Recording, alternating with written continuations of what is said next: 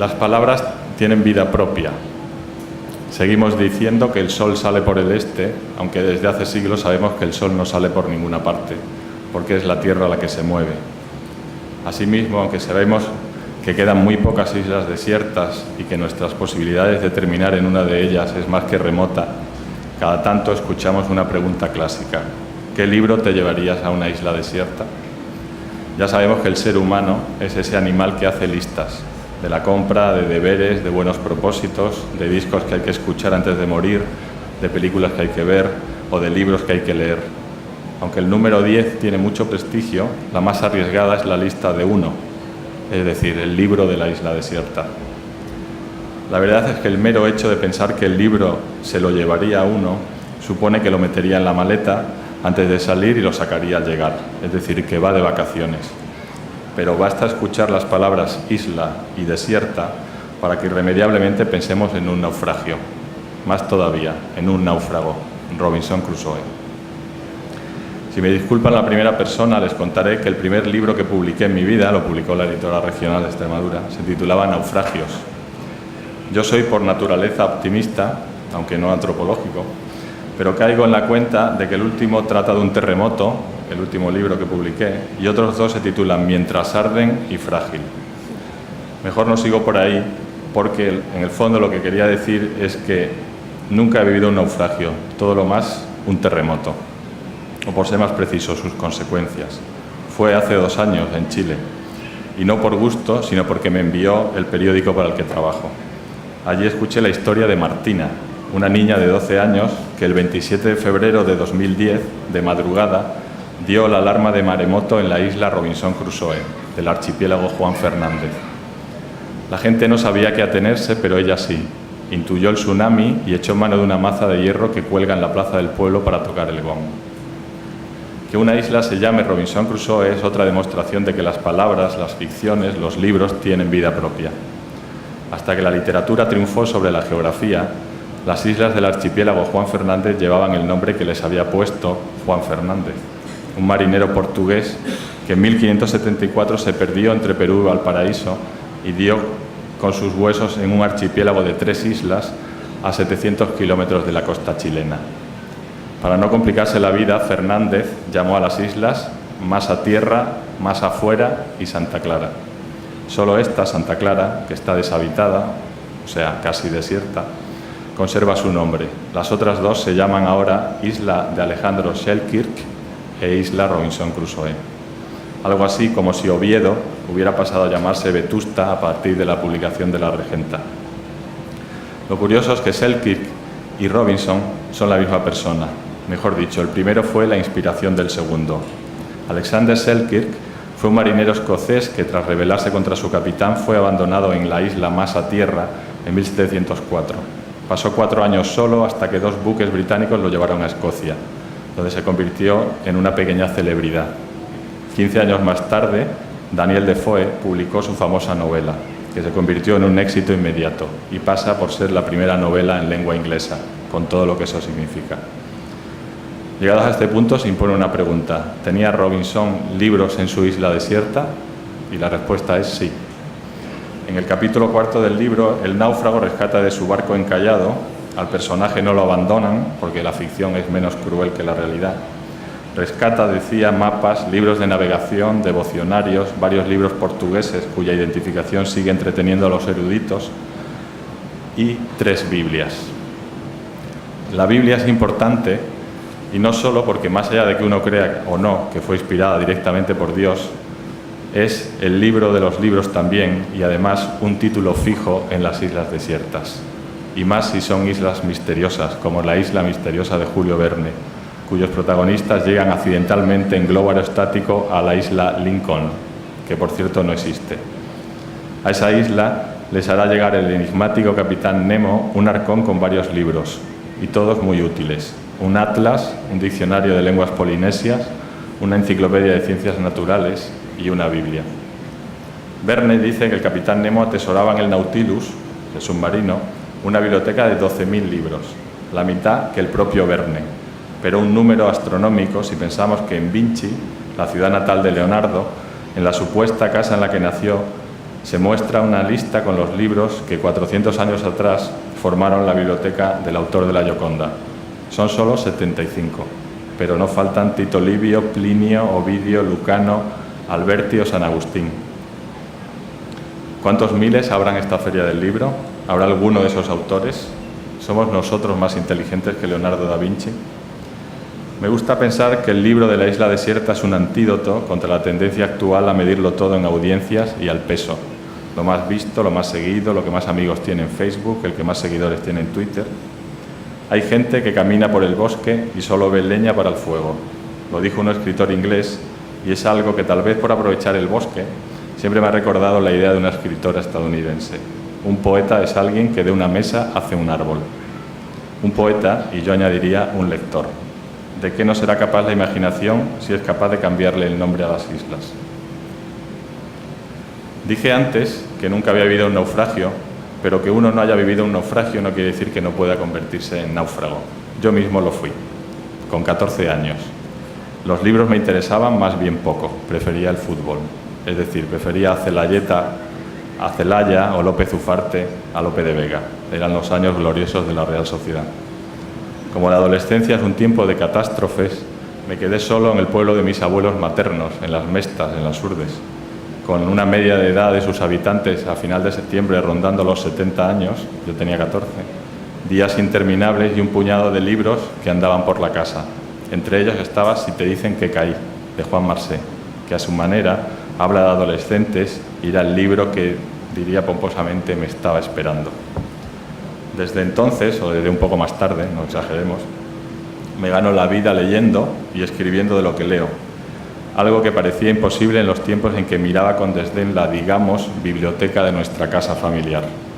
La biblioteca era además mueble bar porque sobraba espacio. Tenía 3 libros, eso sí, decisivos. Uno en 2 tomos sobre la Segunda Guerra Mundial, un Quijote y el clásico de las Islas Desiertas, una Biblia.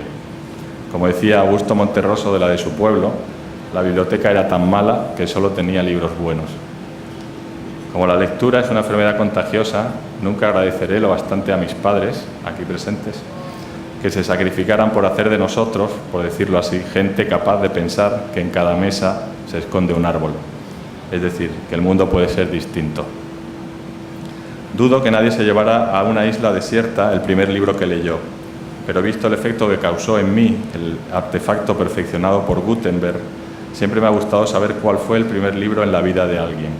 Si ese alguien es un escritor, el interés se multiplica porque uno de ellos nos hizo a nosotros, en parte, ser lo que somos, con permiso de nuestros padres, claro. El hecho de escribir sobre libros en un periódico, que es lo que yo hago, te pone muchas veces ante la suerte de preguntarle a la gente, novelistas y poetas incluidos, filósofos, el que se tercie, cualquier cosa que se te ocurra sin pensar que estás metiéndote en su vida. Lo llamas entrevista y en paz. Durante un tiempo, hace casi 10 años, me dediqué a preguntarles a varios escritores por el libro que les hizo lectores. Preguntaba en sus casas, en los bares donde estaban, por teléfono, allí donde los entrevistaba. Algunos ya han muerto, como Guillermo Cabrera Infante, que me dijo que lo que le hizo lector a él no fue un libro, sino un perro. En el bachillerato, me contó, tenía un profesor muy teatral. Un día nos relató con todo detalle la historia de un viajero que tras un largo viaje regresa a su casa. Nadie le reconoce salvo su perro. Yo era, me decía Cabrera Infante, un gran amante de los perros y la historia me fascinó. Así es que entré por primera vez en una biblioteca para buscar el libro que contenía aquella historia. Era La Odisea. Hasta entonces solo leía tebeos. Los libros me daban miedo, les tenía demasiado respeto. También Miguel Delibes, en una de estas, me contó que al principio no era muy lector, cosa que para qué ocultarlo te dejaba algo más tranquilo respecto a tu propia rareza. Me metió el gusanillo mi mujer, Ángeles, que era por entonces su novia, decía, que era muy lectora y le recomendaba novelas de aventuras de Zane Grey. O sea que Delibes maduró al mismo tiempo como lector y como escritor. Contaba, empecé a escribir tiempo después. Mi padre era muy mayor y yo tenía mucho miedo de que se muriese. Pensé que tenía que contar ese horror a la muerte de los seres queridos, el miedo a sentirse desvalido. Y así escribí la primera novela, La sombra del ciprés es alargada, y sin ánimo de escribir una segunda. Ya ven, hace poco, con Delibes ya muertos, volví o estuve en su casa de Valladolid y las paredes parecen las del Nautilus de Capitán Nemo, forradas completamente por libros. Justo lo contrario que las de la casa familiar de José Saramago, que decía que en la de su infancia no es que no hubiera libros, es que no había estanterías. En aquella familia paupérrima, decía él, de pastores, solo su padre sabía leer. Y decía, con todo, nunca había mi padre con un libro en las manos. Eso sí, cada día le prestaban un periódico y yo aprendí a leer mirando esos periódicos. Con 17 años, ya en Lisboa, Saramago pasaba los días trabajando en un taller mecánico y las noches en la biblioteca pública hasta que cerraban. Y contaba Saramago, nadie me orientaba, siempre leía y leía. No importaba si el libro era bueno o malo, lo que importaba era leer. Así apareció todo lo que tenía que aparecer, Zola, Proust, lo que fuera. Eso contaba Saramago, convencido de que la educación puede serlo todo, incluida la que uno se administra a sí mismo en las condiciones menos favorables. Aquí, decía él con cierto orgullo, estoy yo para negar cualquier determinismo. Cuando era niño, la única puerta que se podía empujar para ver qué había del otro lado de la propia clase social era el libro, la curiosidad de saber algo más. Yo no puedo estar más de acuerdo, cosa que no siempre me pasa con Saramago. Así, impunemente, fui hablando con gente más o menos ilustre, como Vargas Llosa, Jorge Edwards, Nelida Piñón, Ángel González, Jiménez Lozano, Bryce Echenique, Álvaro Mutis, algún extranjero. Y todos insistieron en que no era lo mismo el primer libro que leyeron que el primero que fue decisivo para ellos. Para muchos, curiosamente, ese papel lo jugó Crimen y Castigo de Dostoyevsky. Para otros, un autor completo. Por ejemplo, William Faulkner, al que Cabrera Infante leyó por primera vez, decía, traducido por un tal Borges, y al que Jorge Semprún leyó en el campo de concentración de Buchenwald, a donde el novelista fue deportado, ya saben, durante la Segunda Guerra Mundial, aquella que estaba en el mueble bar de la casa de mis padres, y donde fue matriculado con el número 44.000, matriculado, decía él, 44.904.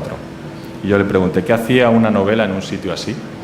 En Buchenwald, explicaba, había una biblioteca que tenía sobre todo libros de propaganda nazi, pero es posible que algún preso dejara allí el Absalón de Faulkner. Seguramente la dejaron pasar porque era una traducción alemana. Hay quien dice que cualquier ser humano que hubiera vivido un solo día en libertad tendría suficientes recuerdos como para vivir encerrado el resto de su vida. Yo creo que es mejor no probarlo, pero siempre he pensado que un libro, o el arte en general, o la felicidad pasada, puede ser una especie de depósito de felicidad para el futuro. Eso sí, la mera presencia de un libro en un campo de concentración despierta muchas dudas sobre los beneficios de la lectura. La eterna cuestión de si la cultura nos libra de lo inhumano, de si la lectura, en fin, puede ser un depósito de humanidad. Y Semprún era categórico, de humanidad y de resistencia. Algunos libros nos ayudan a resistir. A mí me ayudaron, decía. Pero eso no es automático. Los libros no siempre nos libran de lo inhumano. Los hay que provocan más odio. Mi lucha, de Hitler, también es un libro. Me temo, digo yo, que la experiencia demuestra que más que el libro importa la lectura, que pese a ser un acto solitario, consiste básicamente en ponerse en la piel de otro. Eso que solemos resumir diciendo de un libro que te metes en él o que identificas con uno de los personajes. Es decir, que Robinson Crusoe no es nada sin Viernes. Lo importante, de hecho, no es que alguien se parezca a nosotros mismos, sino que nosotros dejemos de parecernos un poco a nosotros. Leer sin cambiar no es, y es mucho, más que simple erudición. Y toda la erudición del mundo no vale nada sin compasión. Esa es la diferencia entre un erudito y un sabio. Tal vez por eso Buchenwald estaba, y decirlo es casi un tópico, a un paso de Weimar, la ciudad de Goethe. Pero volvamos a la idea de resistencia por la literatura. Es muy posible que en una de las casetas de esta feria tengan un libro que acaba de publicar la editorial Siruela. Lo escribió un polaco, Józef Czapski. Se titula Proust contra la decadencia y reconstruye las conferencias que Czapski pronunció en el campo de prisioneros de Griazovich, en Siberia. Dice Griazovich: este ensayo no es más que un humilde tributo de reconocimiento hacia el arte francés que nos ayudó a vivir durante esos pocos años en la Unión Soviética. Resulta algo incómodo, digo yo, y espero que no frívolo, hablar en una noche de primavera de experiencias tan extremas. Pero creo que son precisamente esas experiencias las que mejor explican las posibilidades consoladoras de la literatura.